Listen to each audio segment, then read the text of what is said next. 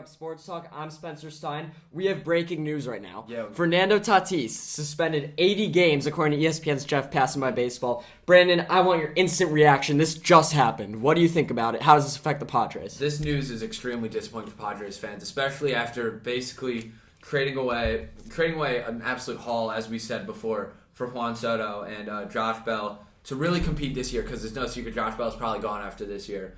The thought was Tatis was going to come back right before the playoffs, and this was going to be a just super team. And now they're losing probably their best player, which is ridiculous to say because they have two other top 10 players on their team. This is huge for them, and I think that it's going to have major implications. This is just deflating for the Padres. They have looked bad with Juan Soto. I know they've won 2 in a row, but they have just not looked good since acquiring him. And they, as you said, we're waiting for Tatis to come back as a spark plug. Yep. And they're thinking this could be a year to compete. As you said, Josh Bell might be gone. And it is all gone. I'm not going to talk bad on Fernando Tatis Jr. before he gets his chance to speak because this just happened. But I think their chances at going far in the playoffs this year are done. Milwaukee's only a game back of them. And I think it would be bittersweet. It would be like cinematic for Milwaukee to catch them after giving them Josh Hader. Josh Hader hasn't even looked good as a Padre. So I think this is very, very deflating. And 80 games is more than the rest of the season. And I've been saying that fall into next year too. Yeah, and I've been saying that this isn't the Padres' year, but next year they'll have a chance to reset during spring training, get together, and mesh well.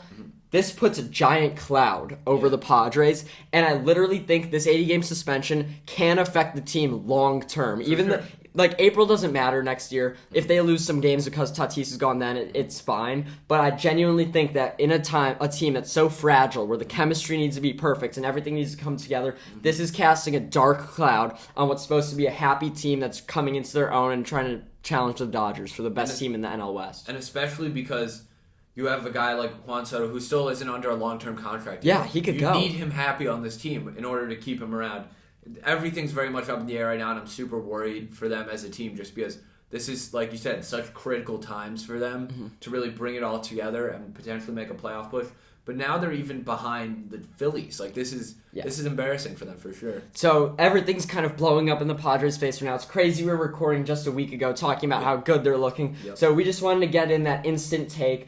Fernando Tatis still has a chance to speak. Maybe he'll get overturned. We don't know. I assume it was something in his recovery. But all I wanted to get out here and say is that the San Diego Padres are in such a different position than they were a week and a half ago. 10 minutes ago. Even 10 minutes ago. So that is a crazy developing story. I hope you guys enjoyed that. Leave a comment below if you disagree with any of our takes, and we'll be releasing some NFL content in just a few days, so be sure to check that out too. Yeah, thank you.